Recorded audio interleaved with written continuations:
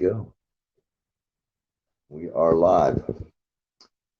Hello, everybody. It is the American Doofus Show. Don't be a doofus. I'm your host, Barry Welsh. Thank you for joining. It is the People's Platform.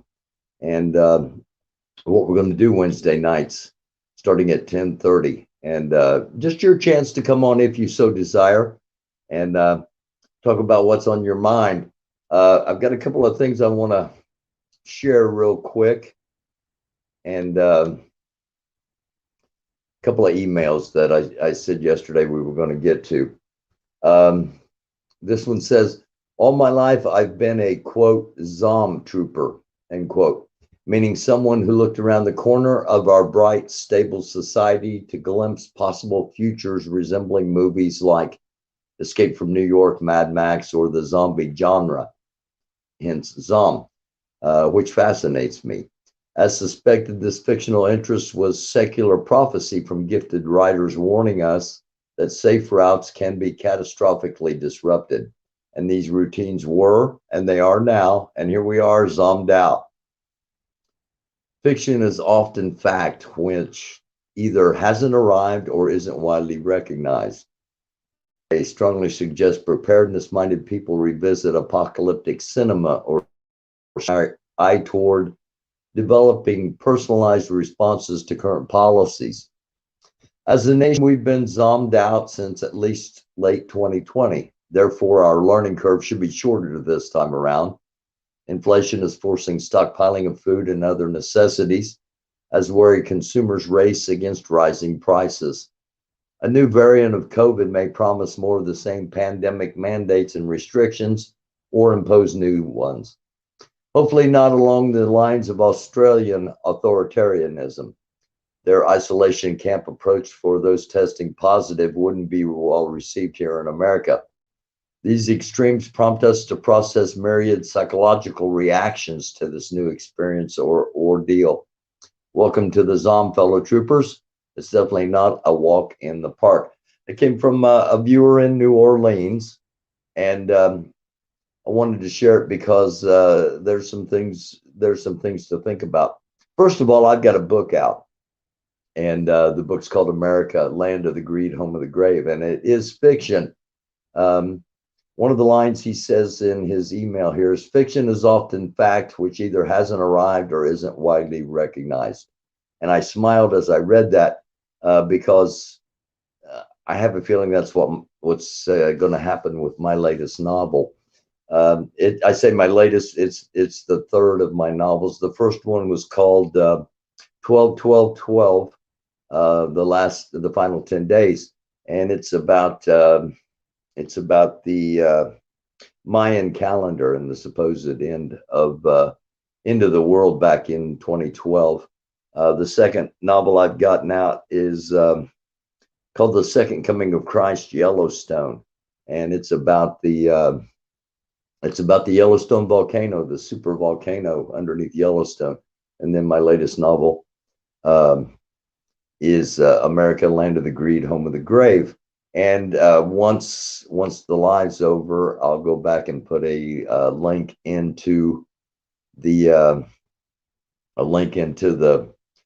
comments below for the novel. So I wanted to touch on that because another Australia does have isolation camps, and he said the United States wouldn't go for that.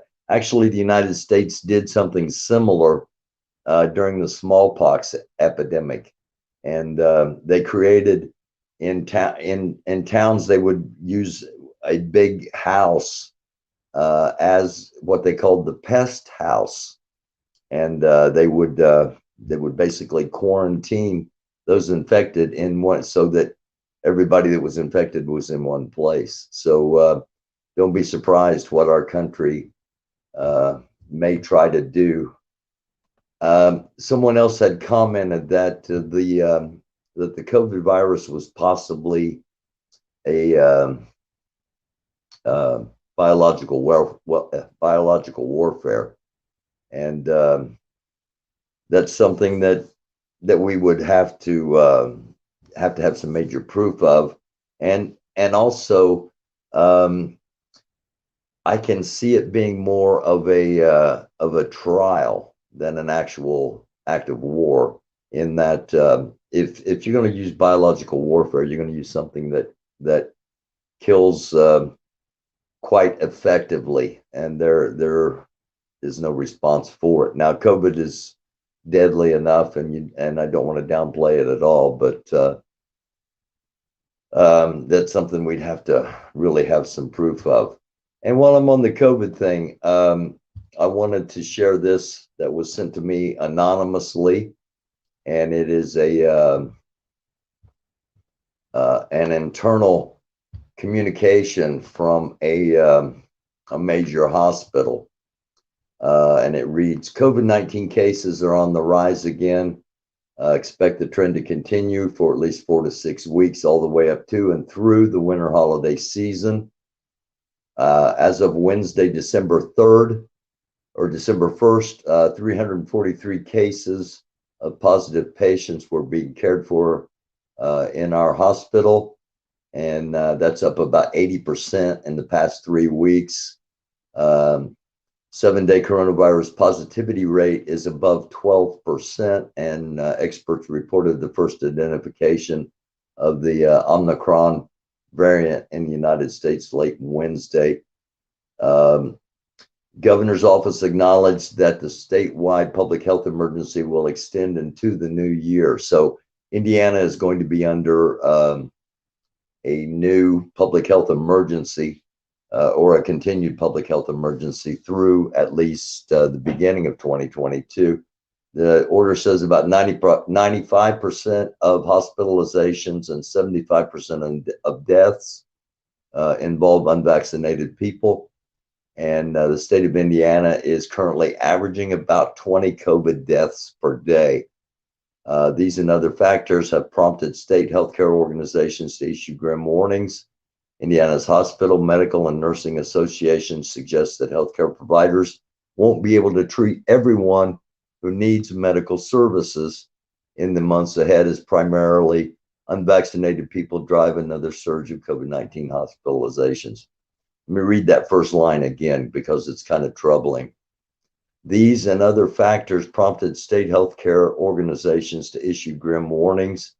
Indiana's hospital, medical, and nursing associations suggest that healthcare providers won't be able to treat everyone who needs medical services in the months ahead.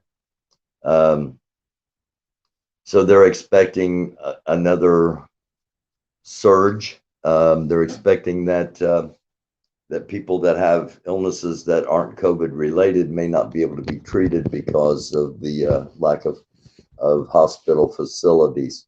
Good evening, General. Hello, Harry. Hello to everybody out there watching. It is, by the way, I've got a Harvard Law hoodie on for 2 reasons. Number one, it's really cold here, and number two, it was a gift of a former intern. Okay. I didn't treat my interns like Bill Clinton treated his, and so I'm very proud of the interns that I had when I was in the political realm, and they've gone on to great things. Several lawyers and a couple involved in politics themselves. So I'm gonna let's see how we do this, and. Okay. And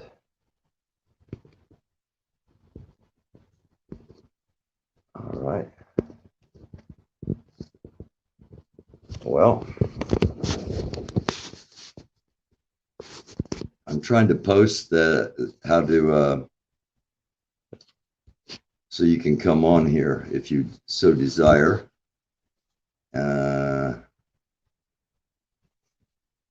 But for some reason, sorry about if it's showing my thumb or whatever is showing on here. I'm not able to get it onto the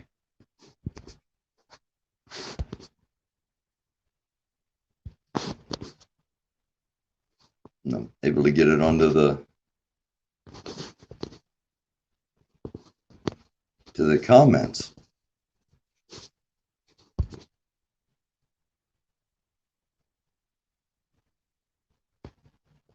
Okay, that's not what I wanted to do. Well, crap.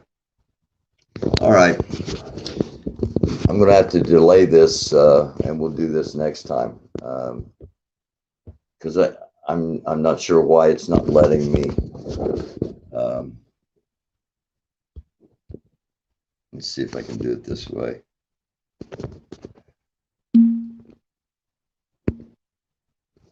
There we go. If you're on your phone, you should be able to click that and join the show if you so desire. Again, we're just starting on this. This is the first night we've actually done it. People's platform.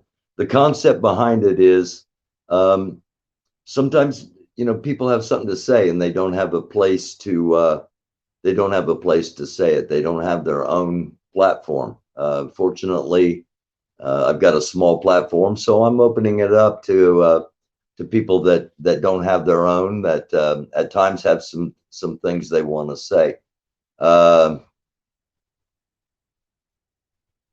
Good looking sweatshirt, must get you from my school, Southern University Law Center. Oh yeah, absolutely. Southern University Law Center, very prestigious facility, to say the least.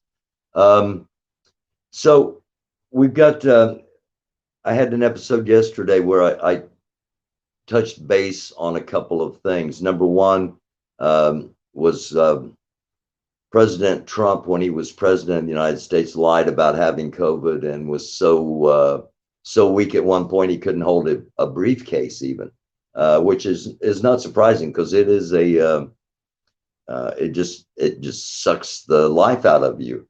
And number two was that a story from our friend Ford Fisher, and the story was about a group of far right wing white nationalists that had held a march through Washington, D.C. this past Saturday night. Very few people know about it. Go to Ford's site to see the video footage if you so desire. But they were in uniform. They were dressed. They did not have weapons because that would have gotten them arrested immediately in Washington, D.C. It is a troubling sight for a couple of reasons. We're heading into an election year, and a lot of American history is not taught in schools. We in America do have a history of trying to intimidate people into not voting, or to voting as the intimidator desires. These groups that are forming or have formed. The group was called the Patriot Front, Saturday night's group, and I've done a little investigating on that, and it seems like they are a few former members of other organizations such as Oath Keepers and Three Percenters that don't want to identify with those specific groups anymore, but yet want to continue to pursue the idea of a white-based society here in America, the land of the greed, home of the grave. That's the book. And again, I'll have the link to do that, to buy that if you so desire. And I hope you do, and make a great Christmas present too. So we, about a year ago, people were talking about how, gosh, we're going to come into the year 2021, and it's going to be the dawning of the age of Aquarius, and it's going to be a time of change and a time of positivity, and I'm still waiting on all that. So I'll get off of here now and let everybody have a good rest of your Wednesday night. And look for episodes as news warrants. And we'll do this on Wednesday night, try to grow this little program and get it to where people are watching. And if it works out, then we'll expand it and offer a couple of nights a week. So thank you all for watching. Thank you all for being here. Thank you for commenting. Hit the share, hit the like, hit the subscribe. And until next time, it is the American Doofus Show. Thank you again for watching. I love you all. Don't be a doofus. Do consider, am I freezing up? There we go. Don't be a doofus. Do consider being a light. And by that, be positive. Just start with yourself, and you'll find that positivity spreads. Okay. Love y'all. Peace. Shalom. Salam. Namaste. Blessings to each and every one of the followers of my personal Lord and Savior Jesus Christ, the Son of God. That's my opinion. It doesn't have to be yours, but I respect everyone's right to believe and to experience spirituality as they deem fit. And we've got to have some peace, some love, some understanding, and some acceptance. We may never find unity, but we got to start peeling back the hate. We got to start turning back the evil. We've got to try to be positive. It's tough. It's tough. It is tough. We got to try. I love y'all. Until next time. God bless you. Again, shalom, salam, and namaste. Peace, love, understanding. See you next time.